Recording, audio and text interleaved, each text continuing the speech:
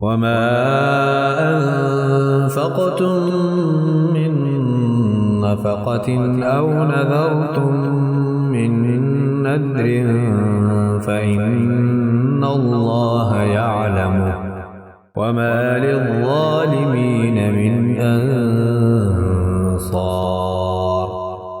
تم جتنا کچھ خرچ کرو یعنی خیرات اور جو کچھ نظر مانو اسے اللہ تعالیٰ بخوبی جانتا ہے، اور ظالموں کا کوئی مددگار نہیں۔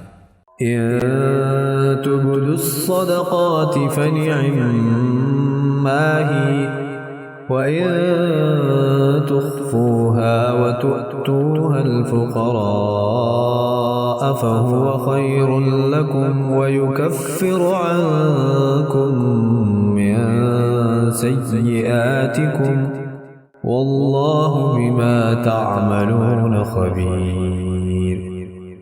اگر تم صدقہ خیرات کو ظاہر کرو تو وہ بھی اچھا ہے، اور اگر تم اسے پوشیدہ پوشیدہ مسکینوں کو دے دو تو یہ تمہارے حق میں بہتر ہے۔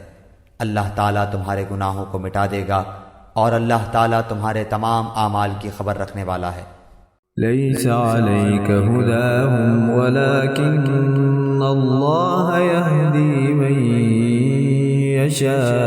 يشاء وما تنفقوا من خير فلأنفسكم وما تنفقون إلا ابتغاء وجه الله وما تنفقوا من خير يوفى إليكم وأنتم لا تظلمون۔ انہیں ہدایت پر لا کھڑا کرنا تیرے ذمہ نہیں، بلکہ ہدایت اللہ تعالیٰ دیتا ہے جسے چاہتا ہے، اور تم جو بھلی چیز اللہ کی راہ میں دو گے اس کا فائدہ خود پاؤ گے۔ تمہیں صرف اللہ تعالیٰ کی رضامندی کی طلب کے لیے ہی خرچ کرنا چاہیے۔ تم جو کچھ مال خرچ کرو گے اس کا پورا پورا بدلہ تمہیں دیا جائے گا، اور تمہارا حق نہ مارا جائے گا۔ للفقراء الذين أحصروا في سبيل الله لا يستطيعون ضربا في الأرض يحسبهم الجاهل أغنياء من التعفف تعرفهم بسيماهم لا يسألون الناس إلحافا وما تنفقوا من خير فإن الله به عليم۔ صدقات کے مستحق صرف وہ غرباء ہیں جو اللہ کی راہ میں روک دیے گئے، جو ملک میں چل پھر نہیں سکتے۔ نادان لوگ ان کی بے سوالی کی وجہ سے انہیں مالدار خیال کرتے ہیں۔ آپ ان کے چہرے دیکھ کر قیافے سے انہیں پہچان لیں گے۔ وہ لوگوں سے چمٹ کر سوال نہیں کرتے۔ تم جو کچھ مال خرچ کرو تو اللہ تعالیٰ اس کا جاننے والا ہے۔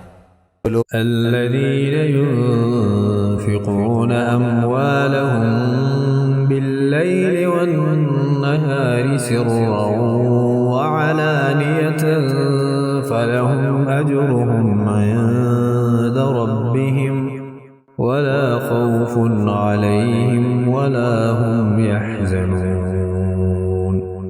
جو لوگ اپنے مالوں کو رات دن چھپے کھلے خرچ کرتے ہیں ان کے لیے ان کے رب تعالیٰ کے پاس اجر ہے اور نہ انہیں خوف۔ الذين يأكلون الربا لا يقومون إلا كما يقوم الذي يتخبطه الشيطان من المس ذلك بأنهم قالوا إنما البيع مثل الربا وأحل الله البيع وحرم الربا فمن جاءه موعظة من ربه فانتهى فله ما سلف وأمره إلى الله ومن عاد فأولئك أصحاب النار هم فيها